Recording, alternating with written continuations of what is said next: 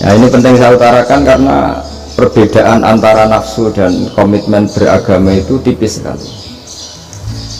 Sehingga dulu pernah ada cerita, ini bukti keadilan Rasulullah SAW. Pernah suatu saat Nabi itu ngaji, yang ngaji seperti ini. Terus ada pemuda dengan cueknya melewati masjid yang sedang dipakai Nabi ngaji. Singkat cerita semuanya ngomel ya, bergumam. Celaka betul pemuda itu, ada Nabi ngaji kok tidak ikut ya.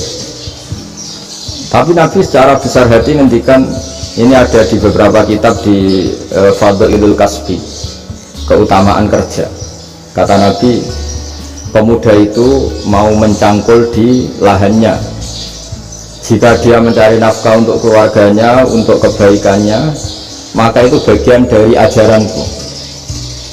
Jadi Nabi berbesar hati bahwa kerja seperti itu bagian dari ajarannya. Jadi tidak harus datang ke majelis ngaji.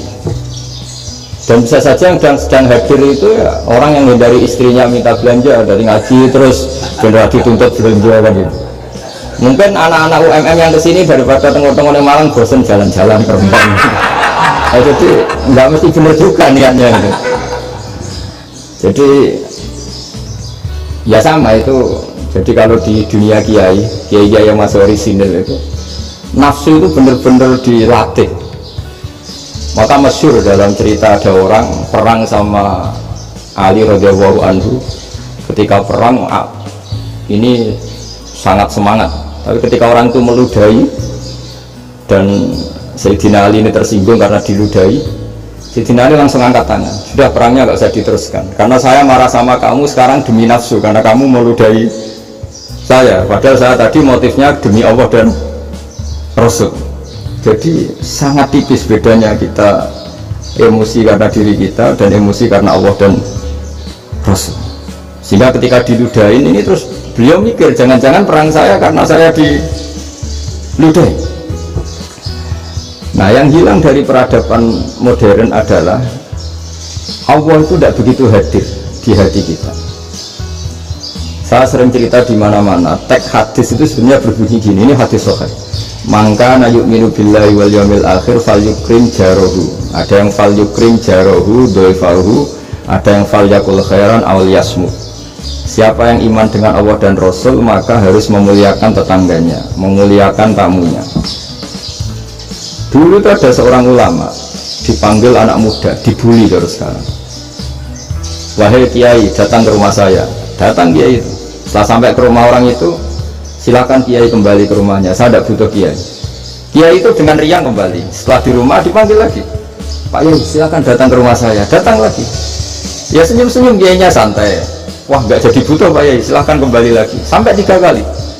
Oh itu kalau rektor dibutuhkan marah itu, dosen marah.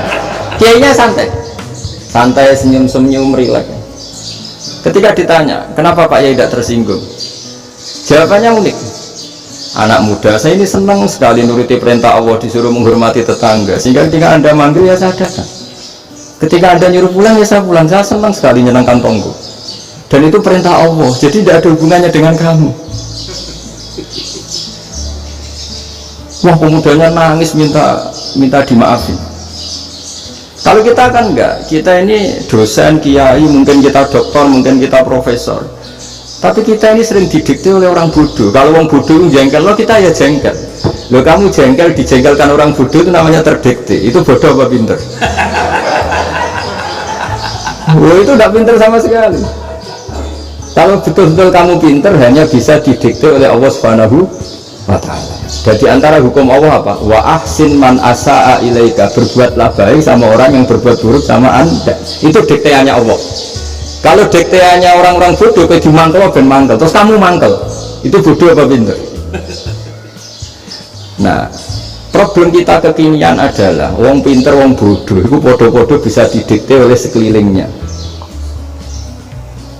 Terus karuan wataknya perempuan seperti itu, wataknya anak-anak seperti itu, kita didikte.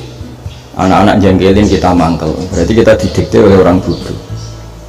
Makanya agama itu unik, kadang ngendikan wa ahsin man asa'a ilaika, kadang wasil man qata'aka, sambunglah orang yang memutus kamu. Karena dengan demikian kita hanya didikte oleh Allah Subhanahu wa ta'ala, bukan didikte oleh hukum sosial.